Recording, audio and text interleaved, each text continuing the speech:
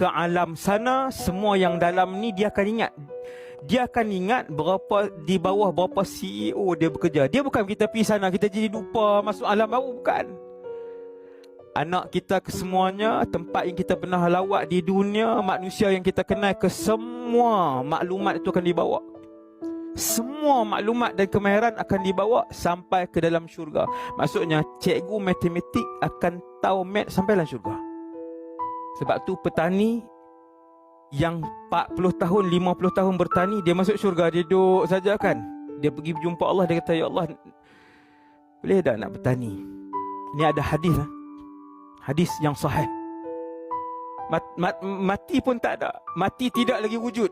Mati tidak lagi wujud. Masuk syurga. Kita pun duduk dalam syurga. Kemudian habis masa sehari. Sehari kan 1000 tahun. Panjangnya. Di dunia sehari nak habis 24 jam.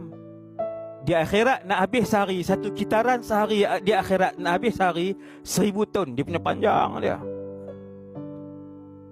Maksudnya sekali pi melancung Ustaz, pi 1000 tahun sehari.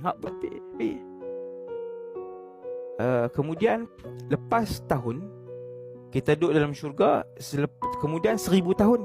Masa berjalan 1000 tahun, 1,000,000 tahun, 2 juta tahun, 3 juta tahun, 4 juta tahun, 10 juta tahun, 100 juta tahun. Tuan-tuan duduk 100 juta tahun. Kemudian tuan-tuan akan tanya dengan Allah, wahai Allah, dah lama sampai jadi apa kami duduk dalam syurga ni? Allah Ta'ala kata, selama-lamanya. Okey, kita pun terus kehidupan dalam syurga yang penuh nikmat tadi 1,000,000,000 tahun, 2 trilion tahun, trilion 3 trilion tahun, 4 trilion tahun, selepas 1000 trilion tahun. Ya Allah, dah lama duduk dalam syurga saja, bukan boring.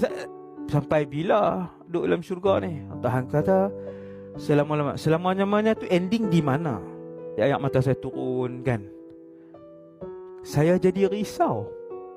Bukan risau boleh dapat atau tak dapat syurga Allah Ta'ala, dapat redha Allah ataupun tidak. Memikirkan dalam syurga pun kita masih risau lagi. Bukan tuan-tuan tau, saya Wadi Anwar.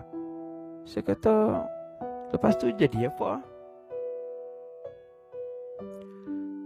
Otak kita tak ada jawapan. Takat ni, otak kita tak ada jawapan. Dan perkara itu akan ada jawapan. Kalaulah duduk dalam syurga selama-lamanya pun ada sudut dan ruang risau itu.